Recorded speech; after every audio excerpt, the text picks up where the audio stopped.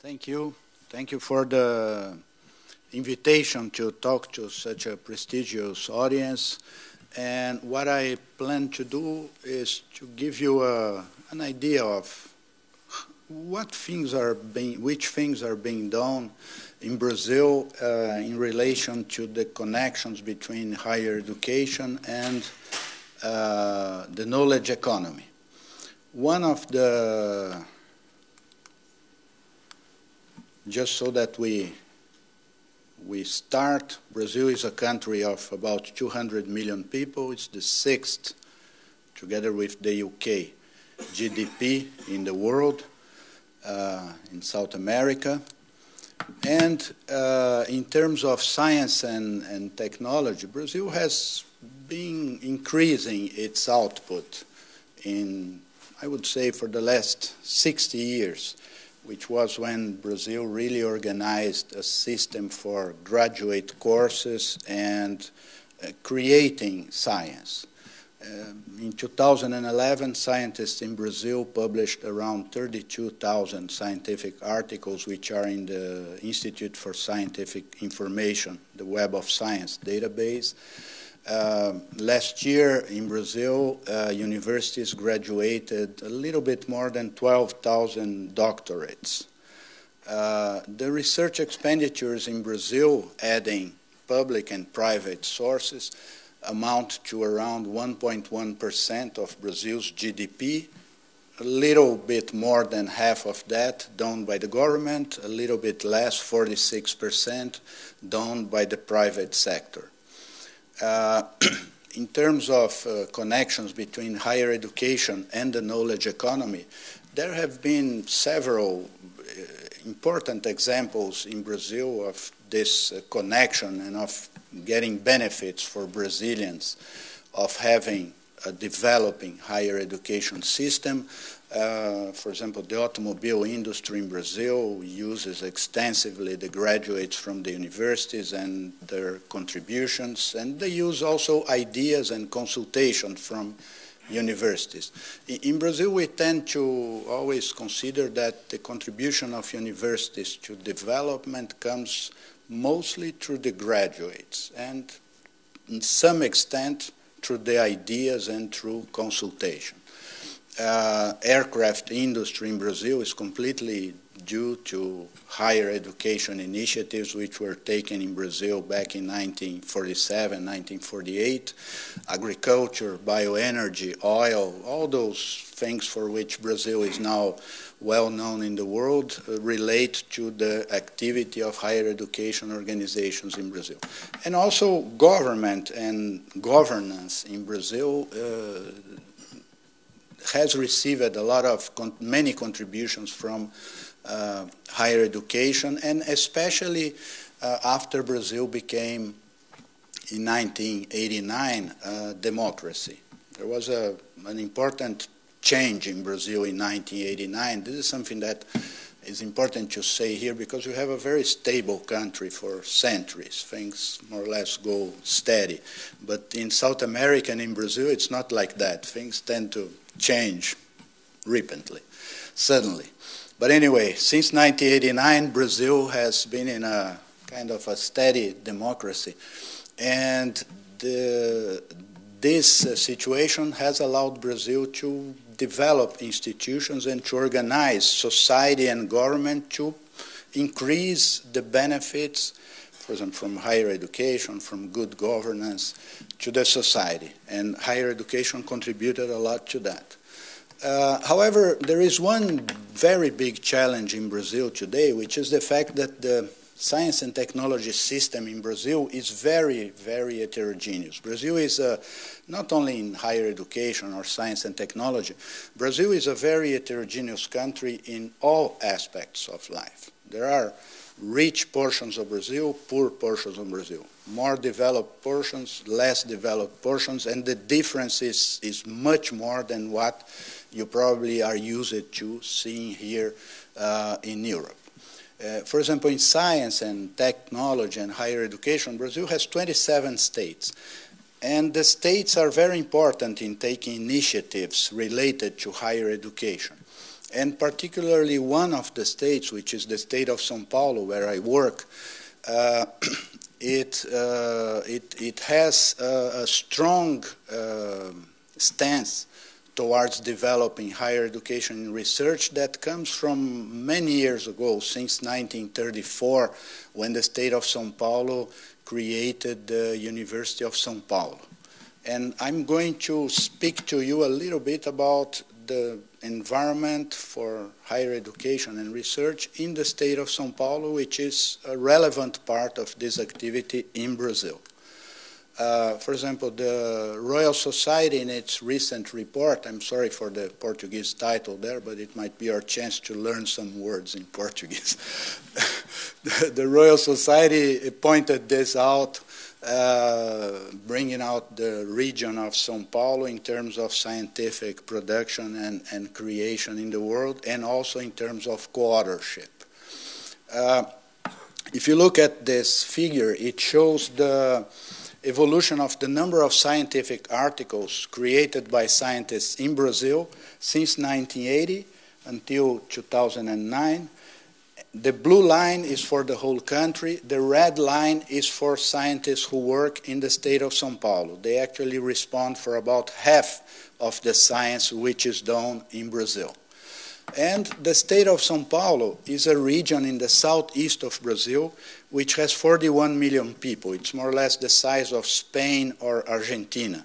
The economy of São Paulo responds for about 1/3 of Brazil's GDP, which makes the economy of the state larger than the economy of Argentina and slightly smaller than the economy of Spain. The state responds, as I mentioned, for half of the science which is created in Brazil. And the state of São Paulo dedicates 13% of its budget to higher education and research through several types of legislation that fund higher education institutions, research institutes, and one research funding agency. This figure shows the evolution in the red line of the research and development expenditures in the state of São Paulo, which reach about 1.64% of the regional GDP, which is comparable to the average in the OECD countries, which is around 1.8, I believe, for the most recent data. And it shows the difference between what happens in São Paulo, in Brazil, which is the green line, and the blue line is Brazil outside of the state of São Paulo. So it's very difficult to talk about higher education in Brazil because you're taking an average of something that you usually end up talking about something that does not exist because that average doesn't happen anywhere in the country. In the state of São Paulo, research expenditures are mostly carried out by the private sector, industry, mostly automobile industry, aircraft industry, chemical industry, and software and information technology industry. They spend about 60% of the total expenditure. And out of the public expenditure, the state spends most of the money, which is around 23%, and the federal government a smaller amount, which is 14% of the total value.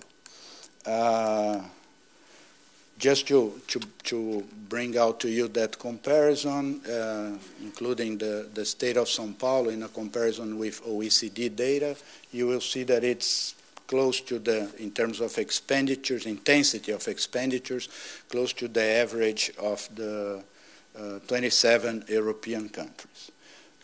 One of the organizations in the state of São Paulo that is important for research is the São Paulo Research Foundation, where I am the scientific director.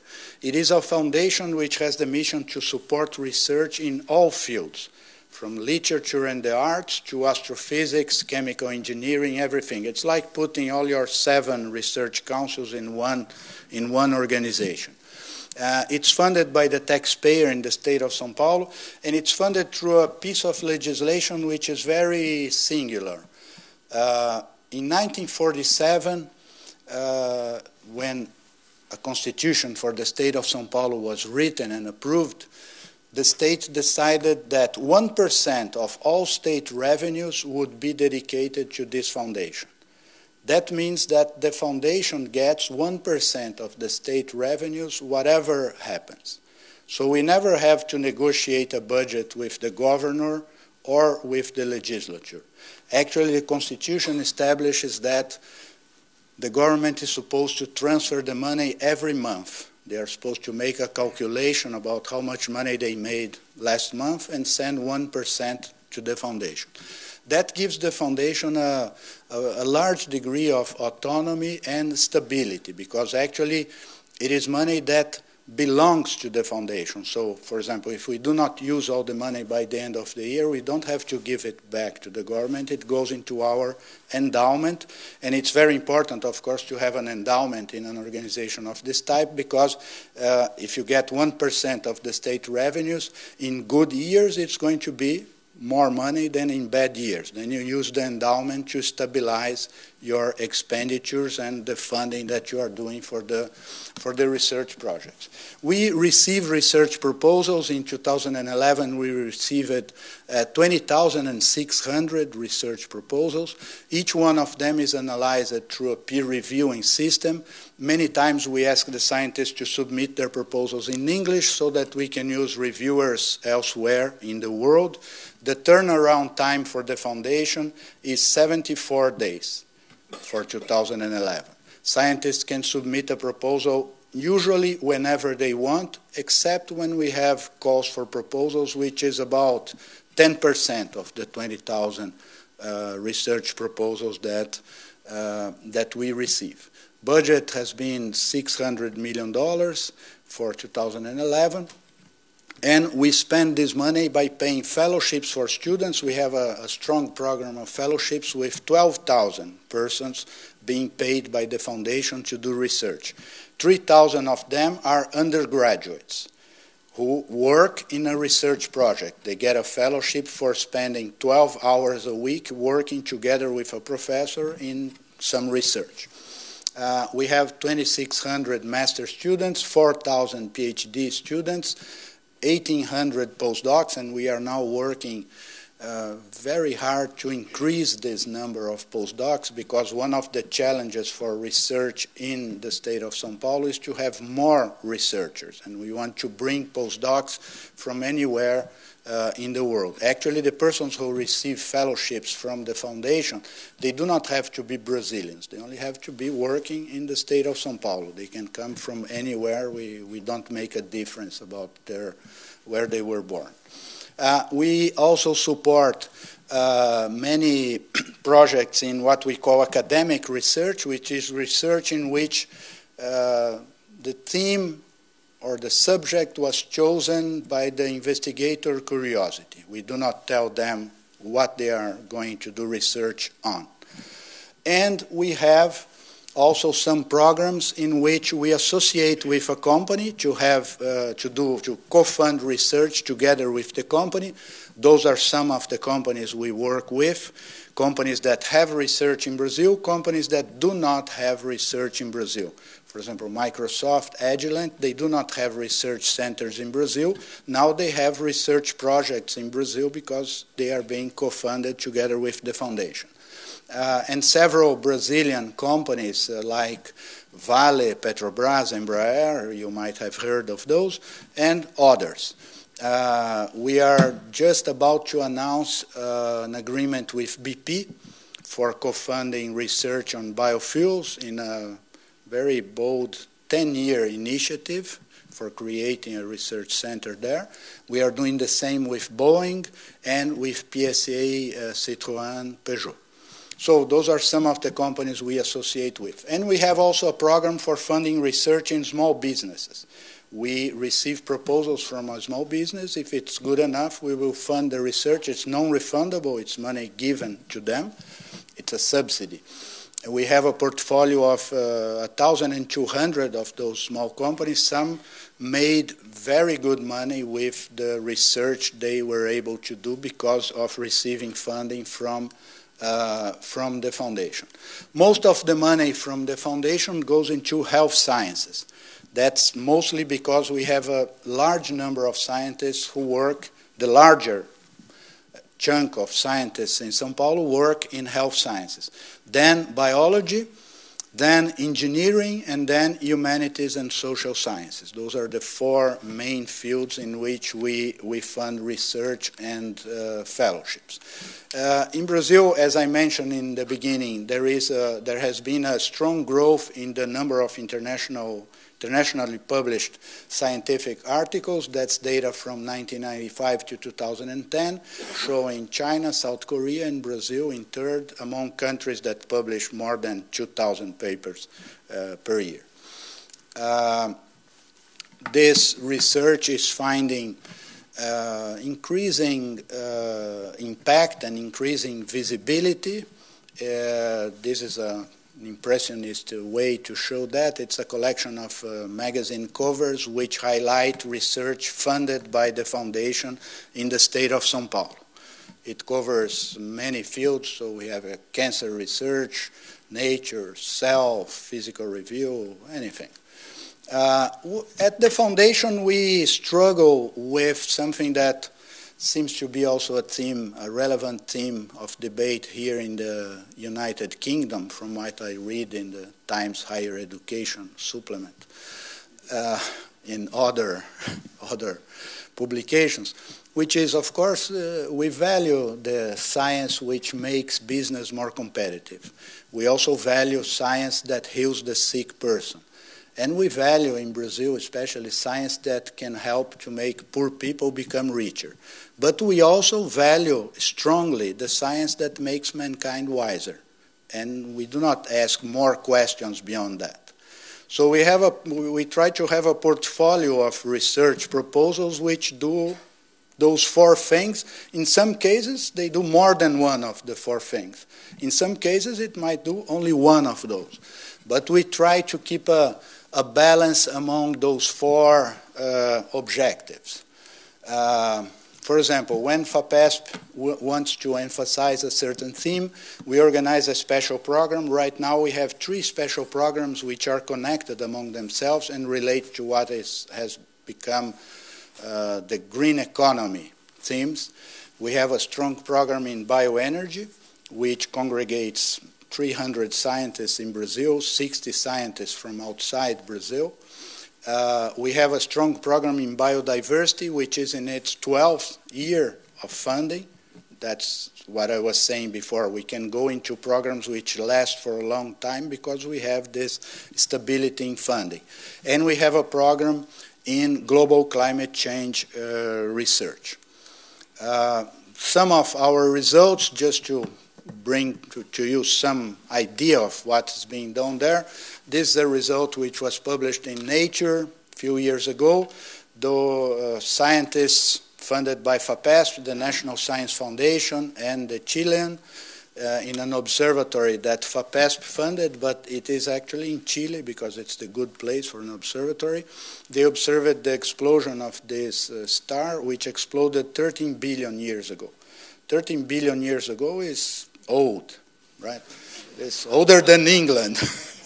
It is, the universe was like 0.7 billion years old when the star exploded. So that lets us learn about how the universe was changing in those days. This is research which is not going to make any company competitive. It's not going to cure any disease, but it answers questions that humanity has been asking for a long time and will be asking for a long time. We have scientists who work in this topic, which is how did man end up in America, having 2 oceans, one in each side.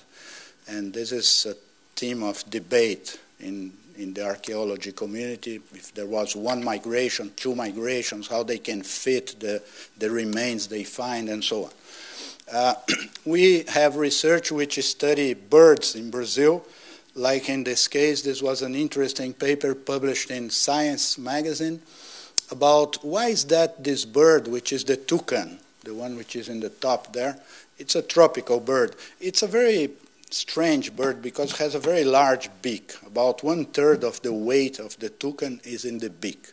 So the question is, why is that this bird carries this beak? How does this thing work? And they found out that the beak is very important in cooling the blood of the toucan. So it makes more effort to carry the beak, but the beak helps to cool the beak of the blood of the toucan, and with that the toucan can travel farther distances. This is important when you're talking about conservation, and when you're talking, for example, of having a forest which is going to be cut by a road, and will the toucans be able to move from one side to the other, and what about the other animals, and so on. So it's research which is basic in the sense of evolutionary biology. Why is that the bird ended up like that? And it's also applied because you learn things that you will use in conservation applications. And actually the government of the state of São Paulo has been writing laws and decrees in which in the first paragraph they say, it's marked there in small letters, worse, it's in Portuguese. But what is said there is that the governor, considering the results obtained by the scientists of the Biota FAPESP program, decrees that. And that's a legislation about conservation of a certain forest in the state of São Paulo. So it's legislation based directly on science, on interaction between scientists and the government. We have scientists who work on studying how the democracy in Brazil works, how the presidential power equilibrates with the legislative power, and how this has been leading to whatever results have been obtained in Brazil.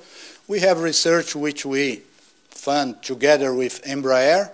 This is a nice piece of engineering about creating a computational fluid dynamic system that was used for modeling this last jet plane that Embraer is selling all over the world. It has a lot of FAPESP research in it. The challenge there was to model what happens when the plane lands in a flooded runway, and you do not want water to go inside the turbine. Bad things will happen if water goes there. And of course it's a plane. You cannot design the thing and then when you build, make the wing 5 millimeters down or 2 inches up because water is going in the wrong place. So you have to do a good design and a good modeling of the whole thing. We have a lot of research in bioenergy. One challenge our scientists are working in is today sugarcane grows at a rate of 84 tons per hectare in the state of São Paulo. However, if you model sugarcane as a perfect plant, if it would catch all photons that come from the sun, it should be possible to have 380 tons per hectare. That would be a very good thing, because then you could save a lot of land in planting sugarcane. And in Brazil, sugarcane is very important because we use sugarcane not only for making sugar, but for making ethanol that runs the cars in Brazil. Actually, Brazil uses every year more liters of sugarcane ethanol than liters of gasoline to move the cars in the country. So it's a major thing in Brazil. So scientists are studying the genomics of the sugarcane plant to make it more efficient. And because of that, Brazil today has about 47% of all the energy produced in the country coming from renewable sources. 47% of the energy for any industrialized country coming from renewable sources is something that no other country in the world has. The average for OECD countries is 7.2%. The average for the world is 13%. And the 47 that Brazil has owes about 18% to sugarcane. So actually 18% of all the energy used in Brazil every year comes from planting a plant today and harvesting it 9 months from now and then doing it again and again and again. So that's another example. I'll jump this one. And I'll go just to mention that many universities in Brazil, and especially in the state of São Paulo, they work with spin-off companies. For example, ITA, which is the Aeronautics Technology Institute, is the school from which Embraer came. So they have one spin-off, which is Embraer, and several others around. The University of São Paulo has a good number. The University of Campinas has a nice collection of spin-off companies. Some are $10 million companies, some are $100 million companies. So there is a strong connection and several relevant opportunities. And I will end by mentioning that one of the very important challenges for science in Brazil today is that of developing international connections. You know, Brazil is a country which is far from the main places in the world, and is a country where we speak a language which is not understood in most of the world. So you have to do a lot of work to create those connections. And one of the things which we are doing is entering into agreements with funding agencies in several countries. We have now agreements with all the 7 research councils in the UK. There is a little folder that is in the exit which shows some of the projects that we are co-funding with BBSRC and NERC in several of your universities. We have agreements with DFG in Germany, with ANR in France, with the National Science Foundation and several universities, so that we are creating opportunities for scientists. For example, the agreement with the research councils in the UK is such that a scientist in the state of São Paulo can get together with a colleague in the UK, and they can write together a proposal and submit it to any of the research councils, and it's going to go through a single track of selection, no double jeopardy. We are choosing the reviewers together with the council, and it's going through their system of selection. In the end, if the proposal is approved, FAPESP is going to fund the part that will be done by the scientists in São Paulo, and the Research Council will fund the part which will be done by the scientists here in the UK. We also, besides those agreements, we have opportunities for postdoctoral researchers to come and work in the organizations in São Paulo. Our success rate presently for postdoctoral fellowships is 45%, with an attractive salary and some money for the research the person is going to do. We have a program for a young investigator awards. We last year approved 1.5 of those every week for bringing researchers from anywhere to work in São Paulo. A program for visiting scientists for stays from 2 weeks to 1 year.